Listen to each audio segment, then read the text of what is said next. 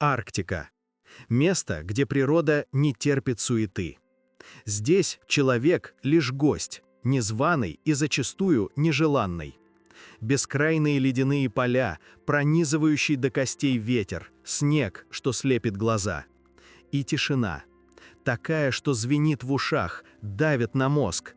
Тишина, которая становится почти осязаемой. Она порой самый громкий звук, который только можно услышать в этих широтах. Пока не появляется нечто иное. Многие из вас, я думаю, бывали в таких местах, где даже собственный пульс кажется слишком громким. В открытом море, может быть, когда штиль такой, что вода превращается в зеркало, а горизонт сливается с небом. Или где-нибудь в глухой тайге, ночью. Там чувствуешь, как мир вокруг тебя живет своей жизнью, огромной и равнодушной. Но Арктика, она другая. Там эта тишина не просто отсутствие звуков. Это ожидание. Это граница между жизнью и чем-то совсем другим. И вот представьте себе эту тишину. Представьте себе лето, переходящее в осень 2016 года. Воды канадской Арктики. Район близ небольшого поселения Иглулик, что в Нунавуте. Места суровые, но для тех, кто там родился, это дом. Для инуитов, которые веками жили этими землями, этим морем, эти воды — их кормилец. Они знают здесь каждый камень, каждую трещинку во льду, каждый каприз течений. Знают, куда мигрируют тюлени, где кормятся киты. Это не просто знания, это их жизнь, их выживание. Именно эти люди, охотники, рыбаки, первыми начали замечать что-то неладное. Сначала это были отдельные разговоры, потом жалобы, потом настоящая тревога. Что-то изменилось. В привычный порядок вещей ворвался диссонанс. Из-под воды, из-под льда, тогда лед еще только начинал крепнуть, но уже стоял кое-где прочно, доносился странный звук. Не просто шум, не треск льда, не вой ветра. Это был стук, или гул, или ровный, монотонный, пульсирующий звук. Они описывали его по-разному, но суть была одна. Звук был непонятный, настойчивый. И его не должно было быть. Вы знаете, для человека, который живет охотой, важна каждая деталь, каждый шорох, каждый след. Животные, они чувствуют опасность, чувствуют изменения. И вот начали пропадать тюлени. Киты, которые обычно приходили в эти бухты, обходили их стороной. Залив, который всегда кипел жизнью, стал пустеть. Звук, который доносился из глубин, будто отпугивал их. Будто нечто там, внизу, создавало такую вибрацию, такой дискомфорт, что все живое предпочитало держаться подальше. Для инуитов это было серьезно, очень серьезно. Нет тюленей, нет еды. Нет китов, нет жира, мяса, традиционных запасов на долгую зиму. Это не вопрос удобства, это вопрос жизни и смерти. И эти люди, повидавшие многое, знавшие, что такое полярные бури и непредсказуемость океана, были растеряны. Они не могли объяснить этот звук. Он был чужим, непривычным, нарушающим вековой покой этих вод. Представьте их недоумение, их тревогу. Посреди бескрайнего белого безмолвия, под толщей воды, появился стук. Звук, который заставлял животных бежать. Звук, который, казалось, шел из самого сердца Арктики. Или из чего-то, что скрывалось гораздо глубже. И никто не знал, что это такое. И главное, что с этим делать. Там, где залив Фури-энд-Хекла встречается с Баффиновым морем, лежит Иглулик. Место суровое, но для тех, кто там родился, родное. Инуиты, коренные жители этих земель, знают Арктику как свои 5 пальцев. Они живут с океаном, по его законам, слышат каждый шепот ветра, каждый треск льда, каждый вздох тюленя под торосами. Их жизнь — это постоянный диалог с этой холодной, безмолвной громадой. И когда в 2016 году они начали сообщать о странном звуке, к их словам нельзя было не прислушаться. Это не были туристы, не случайные гости. Это были охотники, рыбаки, люди, которые каждый день выходили на лед, чтобы прокормить свои семьи. Они знали эту воду, знали каждый шорох льда. Но это было что-то новое, что-то, что не вписывалось ни в одну из их историй, ни в один из их опытов. Звук описывали по-разному, но суть была одна – постоянный, монотонный пинг или гул. Одни говорили, что он напоминает работу сонара, другие – низкочастотное жужжание. Но главное, он шел снизу, из-под многометровой толщи льда, из самой глубины. И он был постоянным, не разовым явлением, не эхом, а чем-то, что будто жило там, под ногами. Вскоре стало ясно, что этот звук не просто странность, он начал влиять на жизнь. Охотники заметили, что в местах, где слышался гул, резко сократилось количество животных. Тюлени, моржи, даже киты – все они словно избегали этих районов. А ведь для инуитов это вопрос выживания.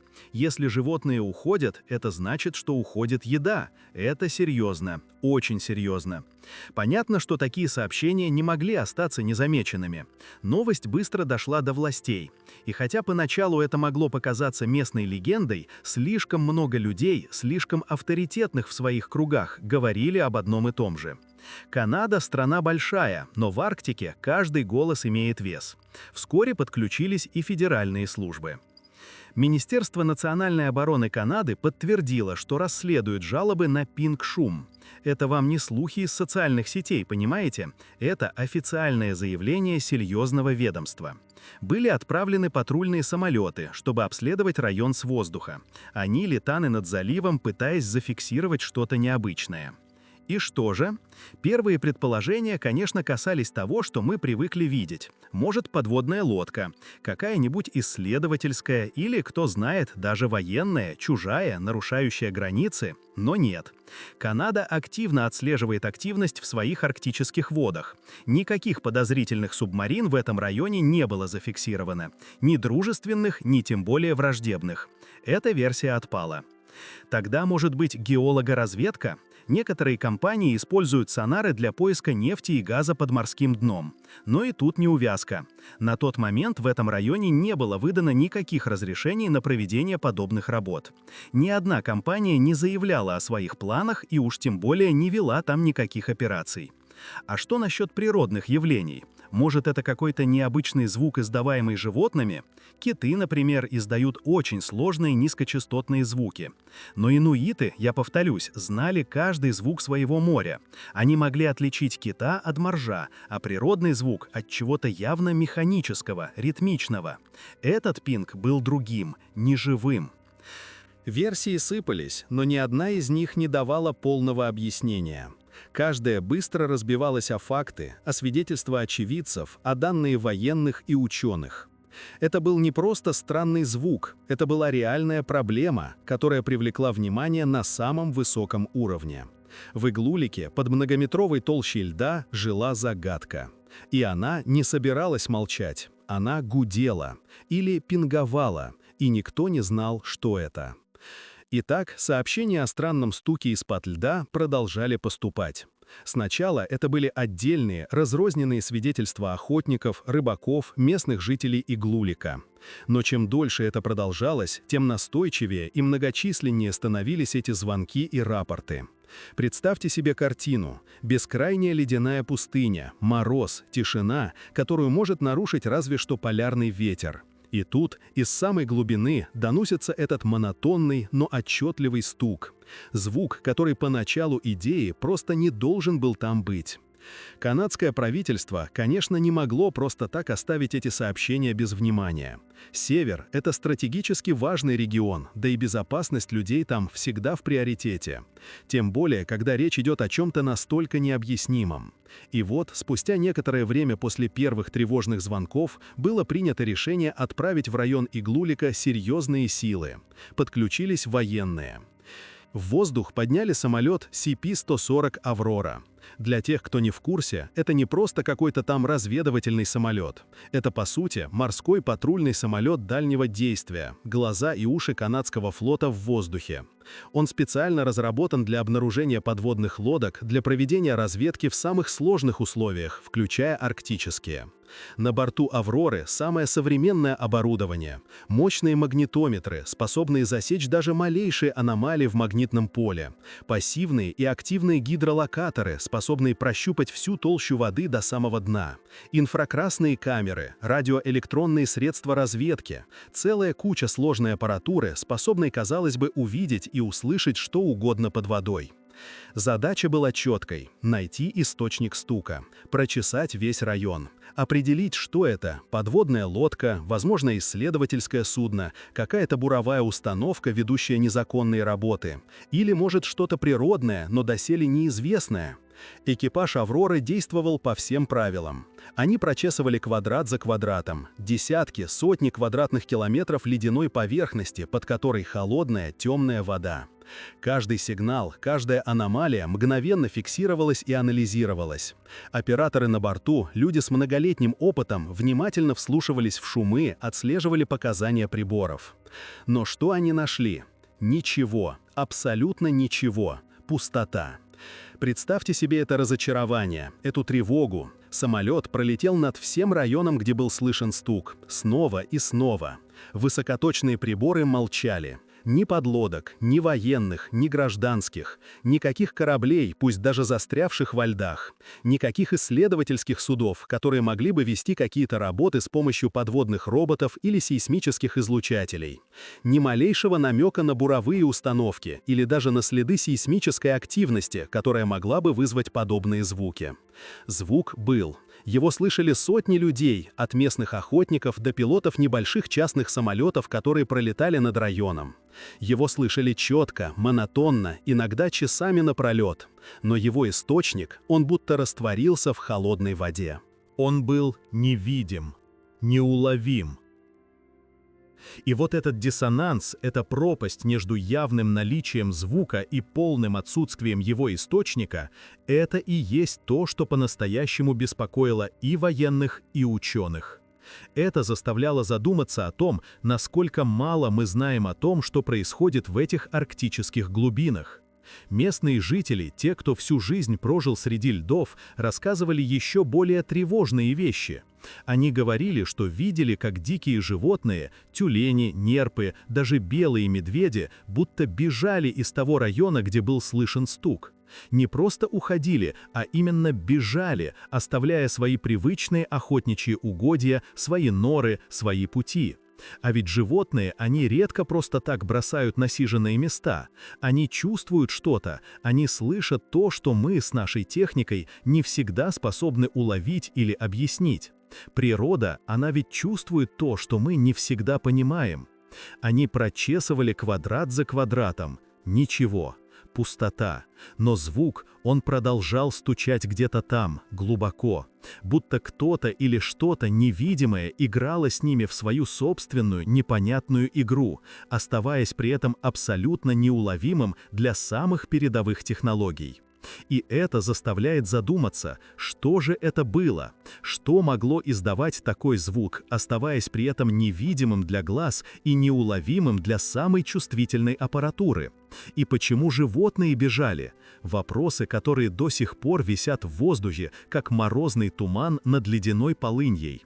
Когда первые сообщения о странном стуке дошли до Большой Земли, их, конечно, поначалу отмахнули. Ну, Арктика, лед трещит, ломается, ветер воет, что там только не услышишь. Но когда местные жители, люди бывалые, привыкшие к суровой тишине севера, стали всерьез говорить о пинге, о регулярном, механическом звуке, который шел откуда-то из-под льда, пришлось прислушаться. И вот тут-то начались вопросы. Что это могло быть? Первое, что приходит в голову, когда речь идет о звуках из глубин, это, конечно, геологическая активность. Земля ведь живая. Движение тектонических плит, подводные землетрясения, вулканическая деятельность – все это создает шумы, которые могут передаваться на многие мили. Но канадские геологи быстро охладили этот пыл. Сейсмические датчики в регионе молчали. Никаких толчков, никаких аномалий, которые могли бы объяснить такой звук. К тому же стук был слишком ритмичным, слишком одинаковым. Природа, она хаотична, а тут будто часы тикали. Большие, очень большие часы. Дальше по списку шли морские животные, киты, например, или тюлени. Они способны издавать удивительные звуки, общаться на огромные расстояния. Вон горбатые киты поют свои песни, а дельфины свистят и щелкают. Но и эта версия не выдержала проверки. Эксперты, прослушавшие записи, единодушно заявили, это не похоже ни на одно известное морское животное. Звук был слишком чистым, слишком монотонным, без органических обертонов.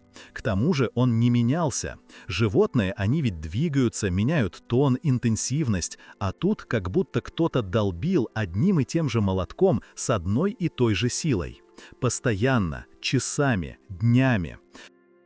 Некоторые, особенно те, кто хорошо знают эти отдаленные места, предположили, что это могут быть частные компании. Поиск нефти, газа, минералов. Арктика богата ресурсами. Вполне могли бы вести какие-то работы, бурить, исследовать. Но тут тоже загвоздка. Во-первых, никаких разрешений на подобные работы в этом районе не выдавалось. Канадские власти подтвердили это официально. Во-вторых, даже если бы кто-то и действовал нелегально, следов-то не было. Ни судов, ни оборудования, ни баз, ничего. Как можно вести такие масштабные работы под толстым слоем льда и при этом не оставить ни единого следа на поверхность? Это почти невозможно. Океан, он хоть и большой, но все равно оставляет подсказки, если в нем что-то происходит. Ну и, конечно, куда без военных. Военные учения – это всегда удобное объяснение для любых странностей. Подводные лодки, сонары, новые технологии – все это могло бы создавать подобные шумы. Канадские военные, однако, быстро и решительно опровергли эту версию. Никаких учений в районе не проводилось, никаких подлодок не было. Понимаете, в чем дело? В Арктике каждая подлодка на счету, ее перемещения отслеживаются. Скрыть такое судно, да еще и заставить его постоянно издавать такой странный звук, это было бы крайне сложно, если не невозможно, без ведома своих же властей. И вот, когда все логичные объяснения разбились о факты, пришлось задуматься о чем-то более необычном. Самая распространенная, но все еще тревожная версия – это иностранная подводная лодка, чужая. Возможно, американская, российская, китайская, кто знает, кто там еще способен оперировать в таких условиях. Вести разведку, прослушивать или даже, чего доброго, испытывать что-то новое. Но и здесь были вопросы. Скрыть подлодку в этих водах, да еще и так, чтобы она не была обнаружена канадскими или американскими патрулями, которые постоянно мониторят Арктику, задача не из легких. А главное, зачем ей издавать такой регулярный, громкий звук? Чтобы ее заметили? Или это был какой-то сбой? Или это был не звук, а что-то другое, что мы приняли за стук? Я вот думаю, иногда океан будто сам решает, что ими показать, а что оставить в тайне. И когда все привычные объяснения рассыпаются в прах, остается только одно – то, что мы еще не понимаем. Что, если это что-то совершенно неизвестное науке? Какое-то природное явление, редкое, уникальное, которое возникает только в определенных условиях толстого льда и холодной воды? Или, может быть, какие-то процессы на дне, о которых мы просто ничего не знаем? Океан, он ведь до сих пор хранит столько секретов. Большинство его глубин не исследованы. Кто знает, что там происходит?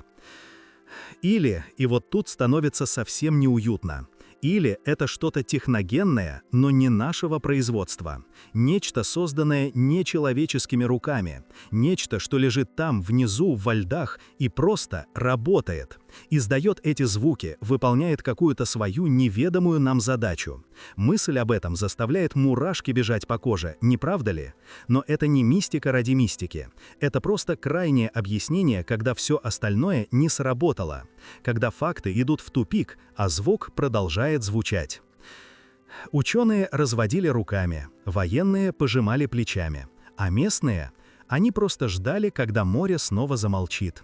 Потому что иногда, когда объяснить ничего не можешь, остается только наблюдать и слушать. Слушать этот странный стук из-под льда, который так и не получил своего объяснения. Итак, звук исчез. Так же внезапно, как и появился. Без предупреждения, без прощания, просто тишина, вернувшаяся в ледяную пустоту. Те, кто его слышал, кто искал его источник, остались один на один с этим вопросом. Что это было? И почему оно замолкло?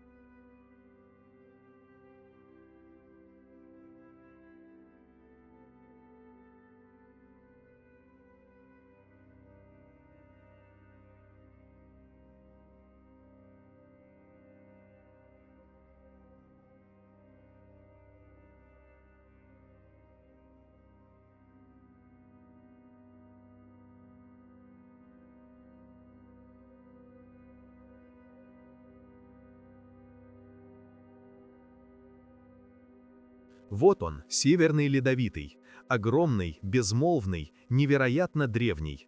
Его воды видели такое, о чем мы и представить себе не можем. Под его льдами, в его глубинах, целая вселенная, нам по большей части недоступная. Мы отправляем туда корабли, ледоколы, подводные аппараты.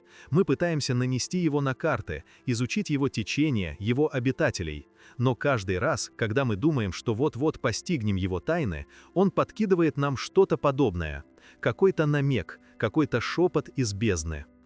Этот стук, он заставляет задуматься о чем-то, что существует там, где мы не ждем, о чем-то, что может быть просто есть, не злым, не добрым, просто чем-то.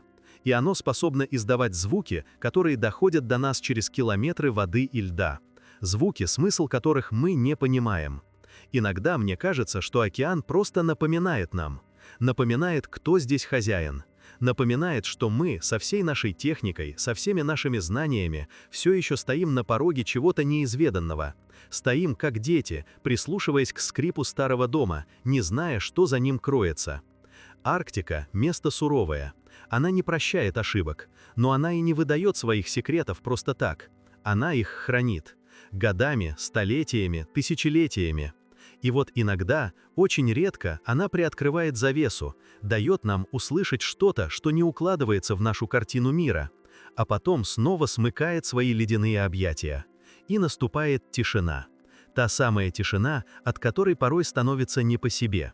Ведь в этой тишине ты понимаешь, чтобы океан умеет хранить тайны. И иногда, под толщей льда, он напоминает нам, насколько мы малы и как многого мы еще не знаем. И это, пожалуй, самое важное, что стоит помнить, когда речь заходит о таких историях. Не нужно выдумывать монстров, достаточно просто слушать и признать, что мир гораздо больше и сложнее, чем мы можем себе представить.